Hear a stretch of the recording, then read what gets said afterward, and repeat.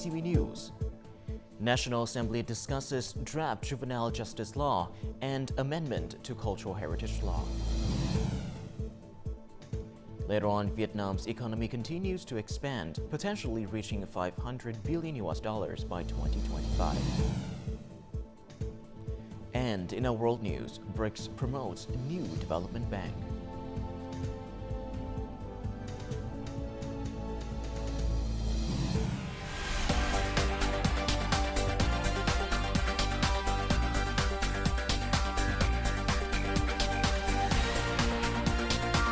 Broadcasting from Hanoi, the capital of Vietnam, VTV News starts right now. Good morning. It is currently 8 a.m. local time, and you're tuning into 30 minutes of VTV News. I'm Lilin Lei with the latest updates. Now, continuing the agenda of the 8th session of the 15th National Assembly on Wednesday morning, lawmakers engaged in a plenary discussion regarding conscientious aspects of the draft juvenile justice law. More to follow. During the discussion, deputies called for swift actions in addressing cases involving juvenile offenders. They emphasized the need for a judicial framework that strikes a balance between strictness and compassion for minors who commit crimes. I fully support the provisions regarding the aggregation of prison sentences. This regulation maintains a humane approach toward juvenile offenders, while ensuring fairness and deterrence through the application of aggregated penalties. The draft stipulates that any examination of physical evidence on a minor victim must involve their legal representative. In all instances where a minor faces charges, there must be legal representation. Authorities must inform and ensure that the accused minors fully exercise their right to defense, as stipulated by law. While this regulation is appropriate, it needs to be more clearly defined, as there often exists a gap between regulations and practical applications. Some deputies suggested the need for additional policies to support minors who have completed educational measures in rehabilitation centers or have served their prison sentences, particularly focusing on reintegration efforts in ethnic and mountainous regions. These policies should prioritize vocational training linked to traditional industries, aligning with local cultural and natural conditions.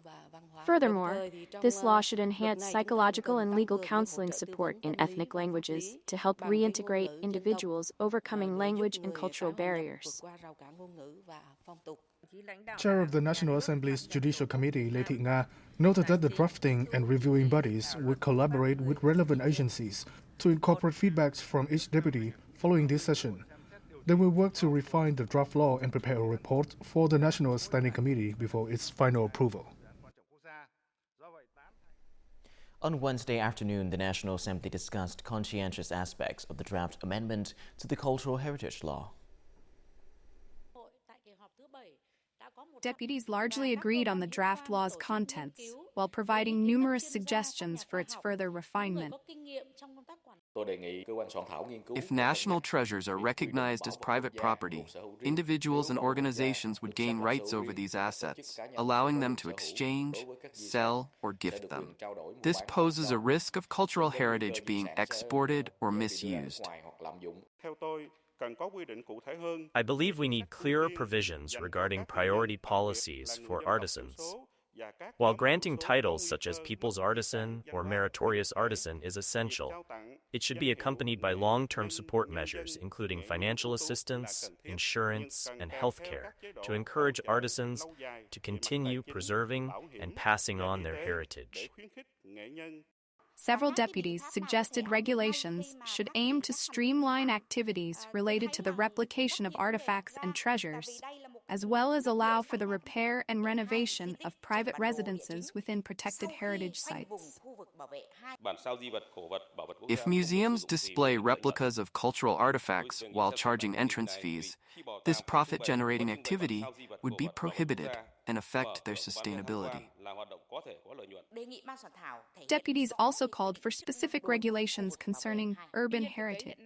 They emphasized the need to outline ministerial responsibilities for recovering and repatriating treasures from abroad. Additionally, they stressed the urgent need for measures to protect cultural heritage.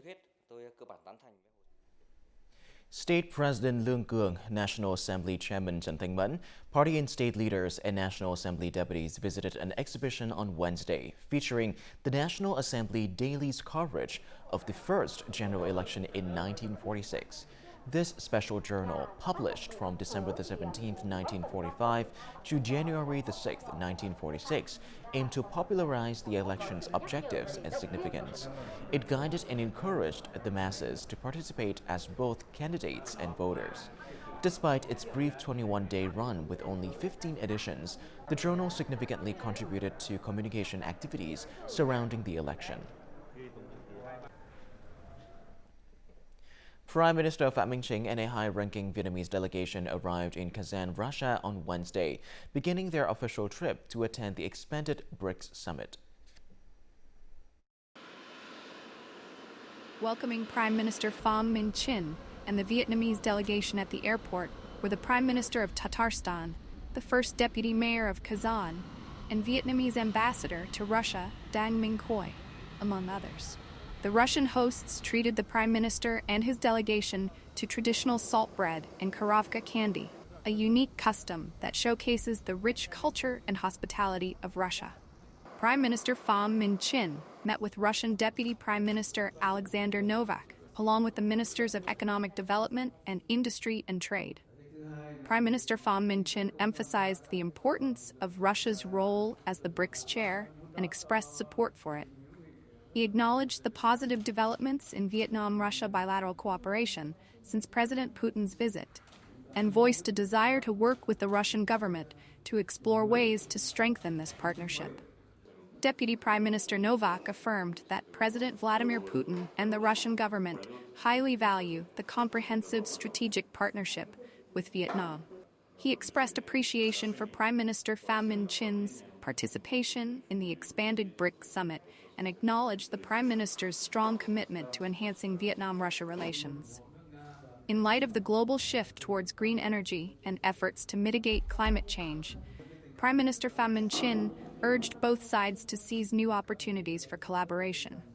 He stressed the importance of continuing to implement effective cooperation frameworks already in place in this vital area.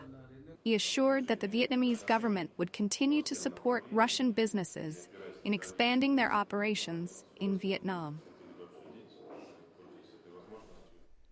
On Wednesday, during a meeting with Russia's Energy Minister Sergei Tsisvilev, Prime Minister Pham Minh Chinh reaffirmed Vietnam's desire to strengthen and deepen cooperation in areas beneficial to both nations. He suggested that Minister Tsisvilev continue to support Vietnam-Russia collaboration in the energy sector and urged him to direct the Russian Ministry of Energy to work closely with relevant Vietnamese agencies to facilitate the implementation of cooperative projects. He also encouraged collaboration in other areas such as digital transformation, green transition, and circular economy. The Russian energy minister appreciated the significance of Prime Minister Pham Minh Chinh's visit to Russia, expressing confidence that the proposals from the Prime Minister during the meeting would create momentum for promoting bilateral cooperation.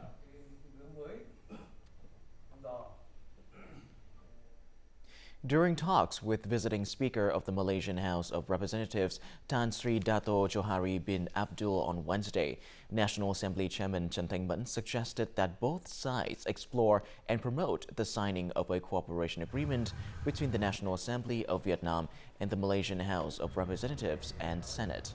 He urged both sides to enhance exchanges between the legislators of both countries to share expertise in legislation, oversight, and decision-making on important issues. The Malaysian House of Representatives Speaker stated that Malaysia would promptly address mutual concerns. He expressed hope to welcome the Vietnamese National Assembly chairman and the high-level delegation of the Vietnamese National Assembly for a visit when Malaysia assumes the role of IPA chair in 2025. The 16th International Conference on the East Sea opened in Ha Long City, Quảng Ninh Province on Wednesday. The conference aimed to find ways to promote peace, stability, and prosperity in the East Sea. Delegates emphasized that amid fierce competitions among powers, adhering to widely recognized principles and standards is crucial. This adherence forms the basis for ensuring international peace and stability, as well as providing a common framework for countries to resolve disputes peacefully. This year marked the 30th anniversary of the 1982 United Nations Convention on the Law of the Sea, UNCLOS, coming into force. It presents an opportunity to reaffirm the significance of the convention, which established a comprehensive international legal framework governing all activities on seas and oceans. Coming up next on VTV News. Vietnam's economy continues to expand, potentially reaching $500 billion by 2025. Later on, Sơn La City pours efforts into draining water from flooded areas. When it comes to business, it's crucial to choose a smart location with global impact. And Vietnam might just be the location for you. Connect worldwide to advanced logistics networks. Smart hub for technology and innovation. A dynamic business ecosystem. An environment with a competitive edge.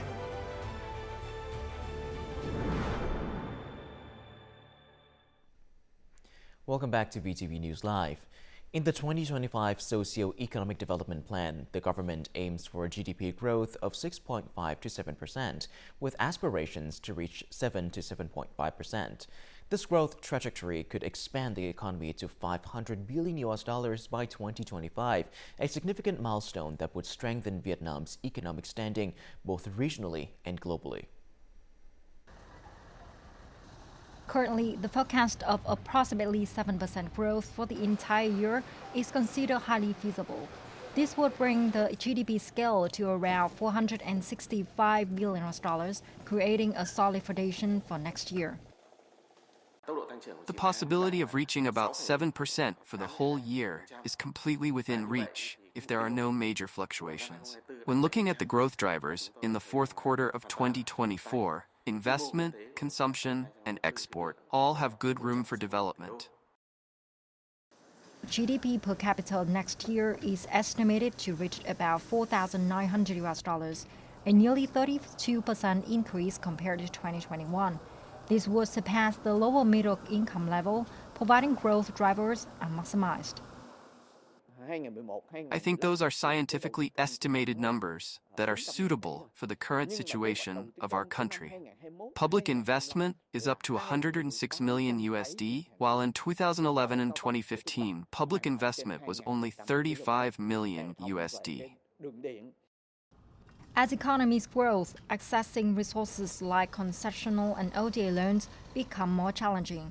However, this situation is slowly changing. Lending institutions are now focusing more on the internal efforts and long-term potential of the countries receiving support. The Vietnamese government is currently making efforts to develop legal regulations related to ODA. This will provide peace of mind to bilateral donors, such as JICA, international organizations. Regarding policy institutions and implementation, we still have many barriers that make Vietnamese businesses want to grow, but cannot grow. Many international organizations have lauded Vietnam's macroeconomic and long-term stability. By controlling its budget deficit and public debt within safe limits, Vietnam has created ample room to mobilize resources for development. Typhoon Trami continues to strengthen and is projected to enter the East Sea on Thursday, bringing widespread rainfall to central Vietnam. This will be the sixth typhoon to hit Vietnam's waters this year. The storm is expected to move rapidly in a northwest direction before shifting west-southwest as it enters the East Sea. By 1 p.m. Saturday, it could reach wind level 12 with gusts up to level 15, potentially achieving maximum wind speeds of up to 180 kilometers per hour. All vessels in the affected area face significant risks from strong winds and high waves. Many farming areas in the north suffered heavy damage due to Typhoon Yagi. Over the past month, 15 provinces and cities have developed plans to help farmers resume production. Switching farming models is necessary at this time, allowing farmers to generate immediate income and prevent land from lying fallow. Vanda Cooperative has converted nearly 40 hectares of agricultural land from ornamental flowers to short-term vegetables. This shift to growing short-term vegetables to support long-term agricultural products has become a popular choice for many farmers. Switching our cultivation model to match the season, we aim to meet the holiday demand by Lunar New Year. In Meiling District, many flower-growing villages have also boldly switched to growing winter vegetables to generate income and help people quickly restore production. For instance, Huo's family expects this vegetable crop to bring in around $800, a high figure this family did not anticipate. The land after the flood is rich with alluvium. Since the flooding killed most insects, we don't need to eat much pesticide. We are coordinating with relevant units to support farmers with seeds and capital to restore production. Many households have suffered total losses recently, so it is very difficult for them to restore production on their own without support. The Prime Minister recently issued an official dispatch to promote agricultural recovery after Typhoon Yagi. It emphasized providing resource support to help farmers restore production, with a particular focus on preparing for the upcoming Lunar New Year market. We will review support measures in accordance with Government Decree Number 2. Additionally, we will decisively and accurately implement Government Resolution 143, which covers credit, insurance, and production support. Currently, over half of the key farming areas in the northern provinces have adapted their production methods to suit the current situation. This shift will ensure income from the winter harvest season and minimize the abandonment of agricultural land. Bắc Province has mobilized $15 million to build and upgrade more than 3,800 houses for veterans, poor households, and near-poor households. The local authorities are determined to eliminate 100% of temporary and dilapidated houses this year, a full year ahead of the national plan. This ambitious goal can be achieved only through the strength of solidarity and the implementation of flexible, creative methods. This mud-walled house used to be Sun's home. Now, his dream of settling down and establishing a career has come true. No more cold winters, sweltering summers, or leaky roofs. His children finally have a safe place to study. My dream has come true. A new home means new opportunities. I can now work with peace of mind. Local authorities connect directly with charity organizations, individuals, and donors to assist those in need. Everyone contributes according to their means. Some donate money, others contribute materials, and many offer their labor to help dismantle and construct new houses. The entire political system has mobilized the people, following the principle of relying on people's strength to care for the people. Out of 972 cases needing to eliminate temporary and dilapidated houses, the province has mobilized support packages, approximately $200 to $500 for building new houses and $1,000 for house repairs. So far, the province has handed over 908 houses. I don't know what else to say, but thanks to everyone. I'm so happy. Without the state support, I wouldn't have this new house to live in. Tears of happiness.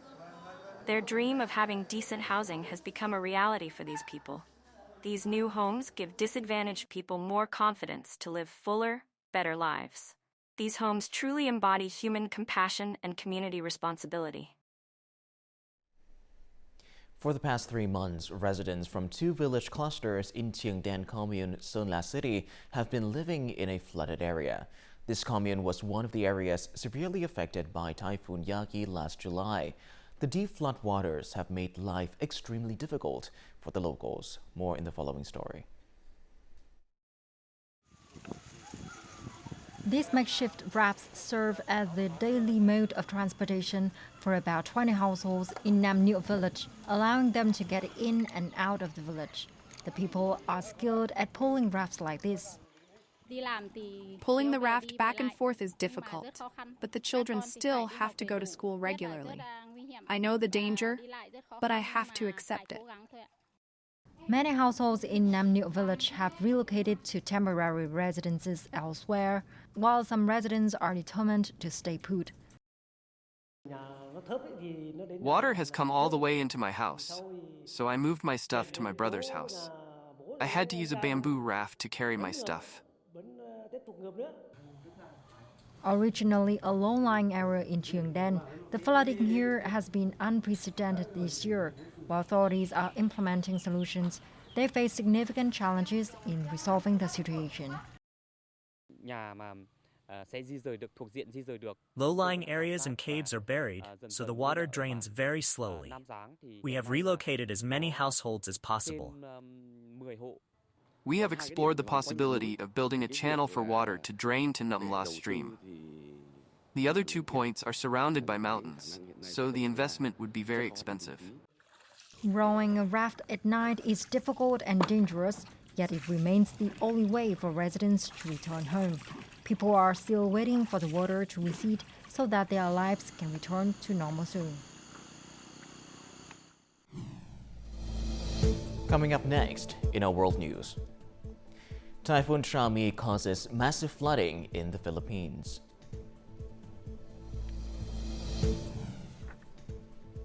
And later on, BRICS promotes new development bank.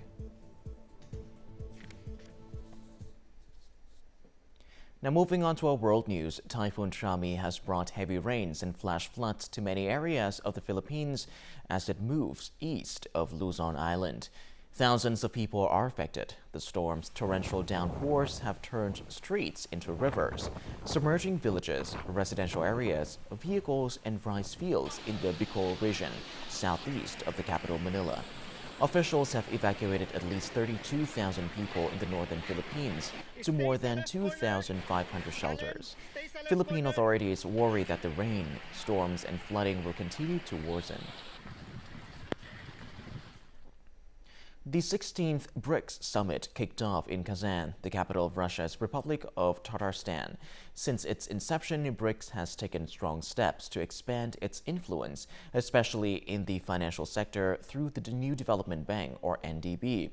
Russian President Vladimir Putin described the NDB as a promising financial institution.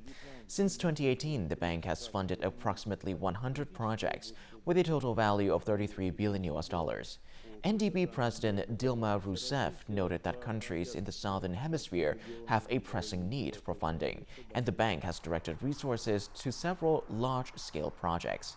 Established in 2015 by Russia, Brazil, India, China, and South Africa, the BRICS New Development Bank started with an initial capital of $50 billion.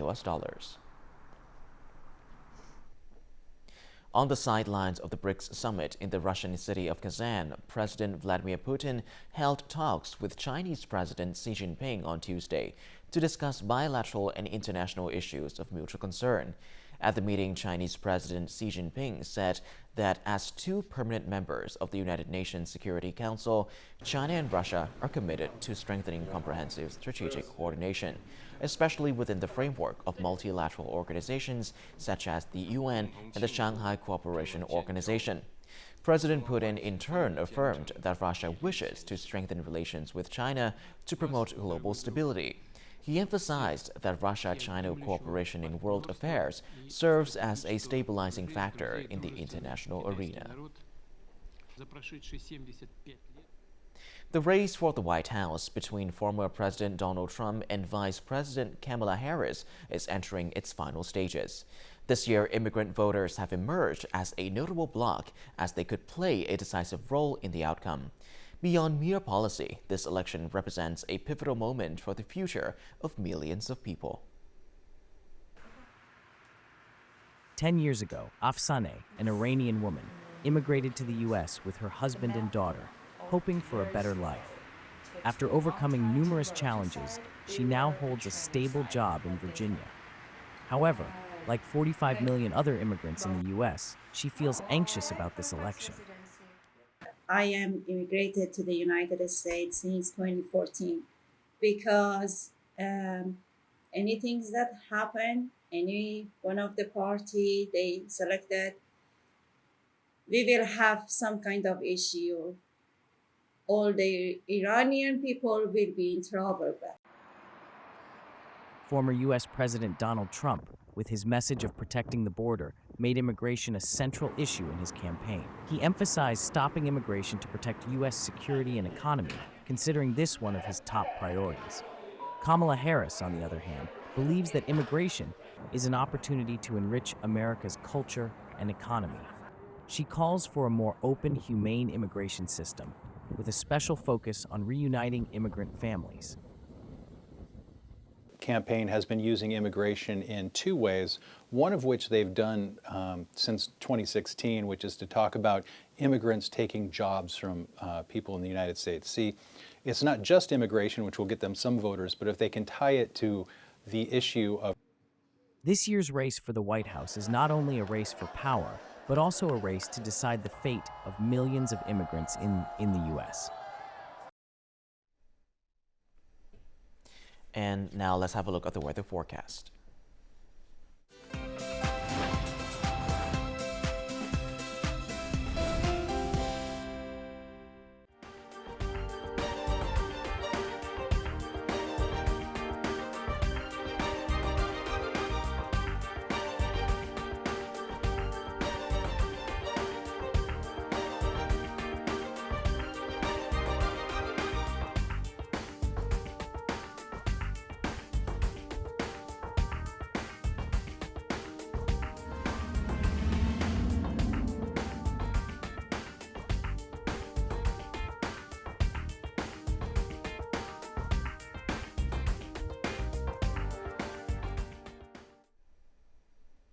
And that is all that we have for this hour on VTV News. To rewatch our program, you can visit our website, our YouTube channel, or download a mobile app, VTVgo, for more.